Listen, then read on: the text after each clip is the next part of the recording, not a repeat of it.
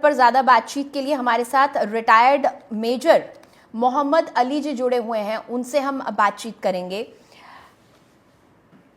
आज का ये जो दिन है वो जाहिर तौर पर कोई भी भारतीय इस दिन को भूलेगा नहीं, और आज हम एक बार फिर 5 साल बाद उसी निष्कर्ष पर हैं, उसी चीज पर अड़े हुए हैं कि पाकिस्तान हमें मुख्य आरोपियों के बारे में बताता नहीं है। बिल्कुल, देखिए, और ये पाकिस्तान, हालांकि पाकिस्तान हमेशा से यही करता आया है, पाकिस्तान कभी हमें सहयोग नहीं करता है। हर बार आतंकियों को कभी वो शहीद का दर्जा देता है तो कभी वो आतंकियों को अपने यहाँ पनाह देता है। पुलवामा अटैक के बाद इन 5 सालों में आप भारत और पाकिस्तान को कहां पर देखते हैं, हमारे रिश्तों को?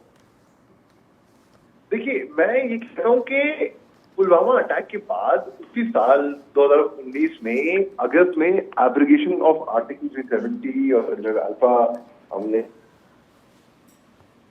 बाद में जो घटनाएं हैं उनमें तब्दीली तो आई है।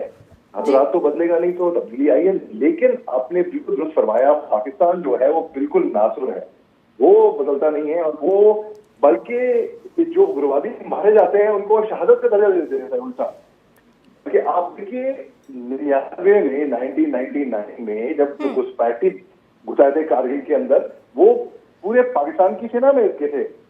जब इनकी जांच करी, इनको ढूंढा गया तो उनके देखा इनकी वर्दी में से, इनके शव में से पाकिस्तान रेगुलर आर्मी के आई कार्ड निकले। ये उनके सिपाही थे, उनके फौजी थे।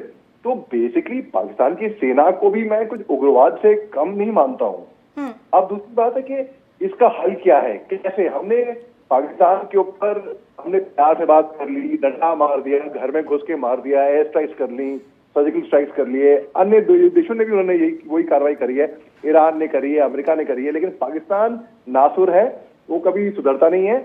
वो कहते हैं ना, कुत्ते की दुम हमेशा टेढ़ी की टेढ़ी रहेगी। आप कुछ भी कर लें, कितना भी कोशिश कर लें, वो सीधी हो ही नहीं सकती है।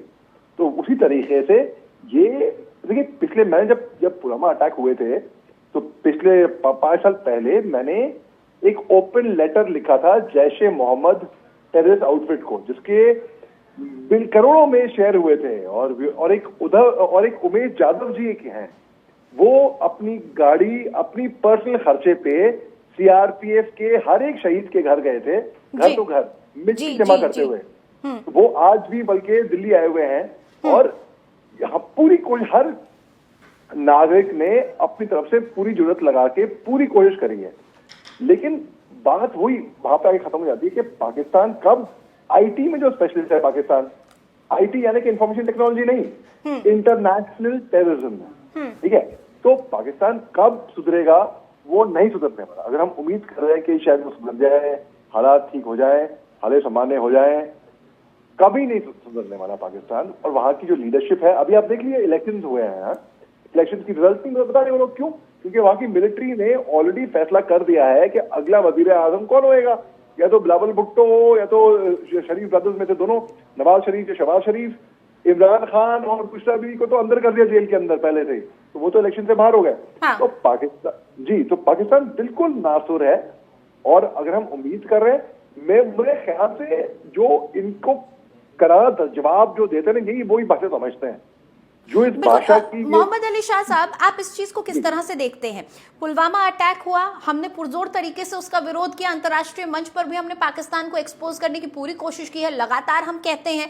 इसके बाद 12 दिन बाद ही हमने 26 फरवरी को बालाकोट एयर स्ट्राइक भी की, मुंह तोड़ जवाब दिया। जैश ए मोहम्मद के तमाम आतंकी ठिकाने थे जिनको अटैक किया गया। लेकिन आज भी जो मुख्य आरोपी हैं, आज भी हमारी गिरफ्त से दूर हैं, आज भी वो हमारी पकड़ से दूर है। क्यों? क्योंकि हमारा पड़ोसी मुल्क, वो मुल्क जो कभी हमारा ही हिस्सा हुआ करता था, वो मुल्क उन्हें पनाह दिए हुए है।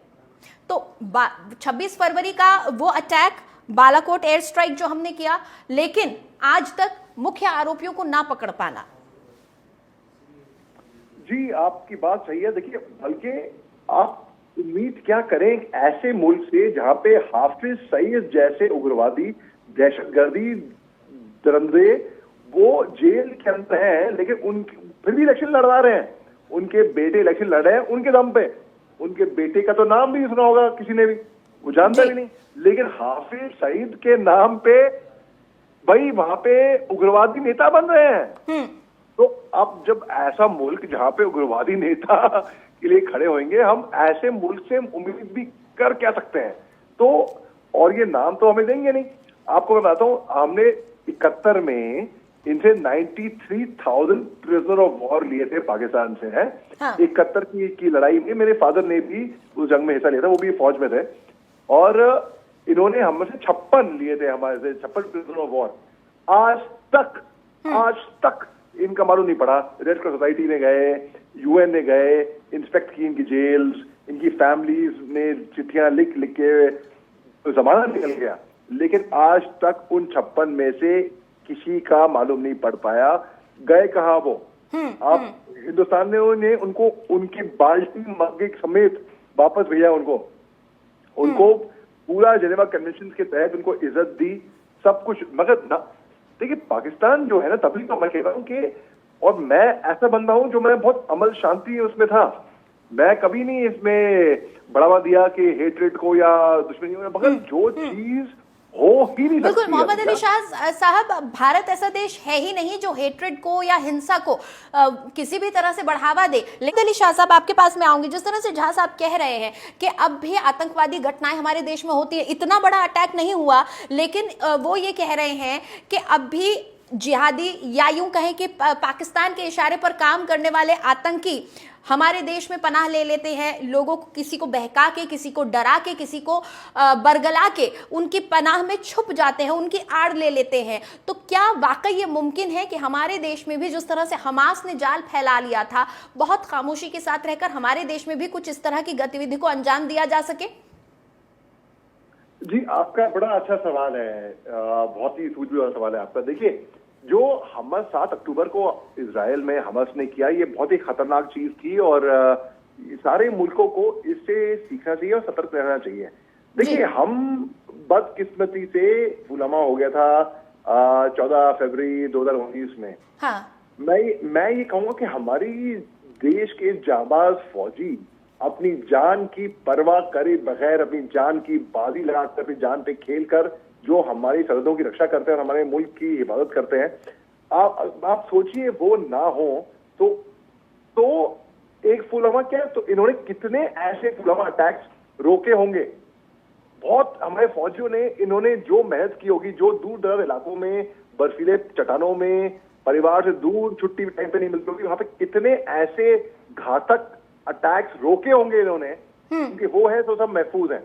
अब देखिए, क्योंकि अगर दोबारा जैसे कि जो हमस ने किया इजराइल पे, ऐसा ना हो, तो हमें सतर्क रहना पड़ेगा। हमको, आम जनता को भी, केवल जम्मू कश्मीर में ही नहीं, बल्कि दिल्ली, बंबई, बैंगलोर, चेन्नई, कलकत्ते, जहां पे बैठे, अगर हमें शक कहीं पे होता है कुछ भी, तो हम फौरन हम पुलिस को बताएं। अगर कोई भी, अक्सर मैं देखा है ऐसा कि एक आईडी, कोई भी वहां पे मोबाइल फोन पड़ा हुआ है जमीन पे, लोग लालच में आके उठा लेंगे उसको, फोन को, अरे फोन है, एक आईफोन दिख गया, क्या पता बम भी हो।